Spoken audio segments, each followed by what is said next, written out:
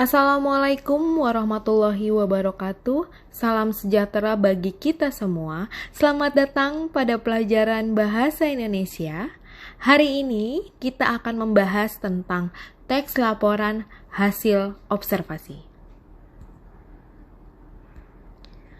Tujuan pembelajaran, kalian diharapkan mampu menganalisis isi dan aspek kebahasaan dari teks laporan hasil observasi. Kalian juga diharapkan dapat menyusun teks laporan hasil observasi dengan memperhatikan isi dan kebahasaan. Apa itu laporan hasil observasi? Laporan hasil observasi merupakan kegiatan pengumpulan data dan informasi yang dilakukan secara langsung terhadap objek yang diteliti. Ciri teks laporan hasil observasi: pertama, bersifat objektif, artinya sesuai realita dan kenyataan yang ada. Kedua, global. Ketiga, universal. Maksud dari bersifat global dan universal artinya teks laporan hasil observasi menggambarkan peristiwa atau fenomena secara umum. Keempat, objek tunggal artinya hanya ada satu objek yang diamati. Kelima, berdasarkan fakta. Dan terakhir, merupakan hasil penelitian atau pengamatan. Dalam laporan hasil observasi, kita akan mempelajari tentang struktur dan kebahasaan. Struktur teks laporan hasil observasi pertama adalah pernyataan umum, kedua deskripsi bagian, dan terakhir deskripsi manfaat. Apa itu pernyataan umum?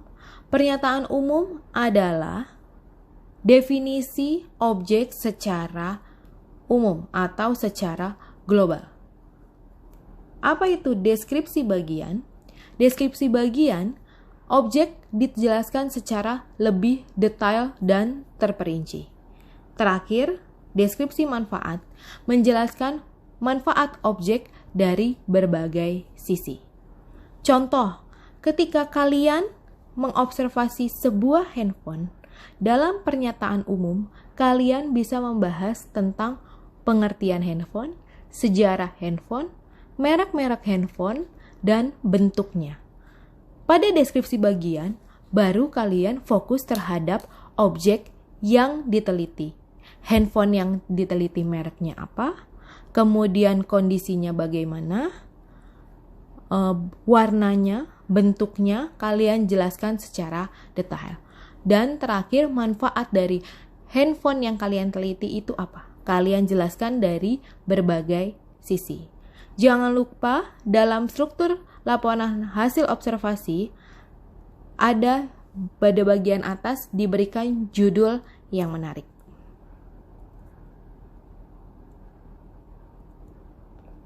Kebahasaan laporan hasil observasi pertama yaitu verba dan nomina. Verba merupakan kata kerja dan nomina adalah kata benda. Yang kedua, afiksasi, yaitu proses pemberian imbuhan pada kata dasar. Yang ketiga adalah kalimat definisi dan kalimat deskripsi.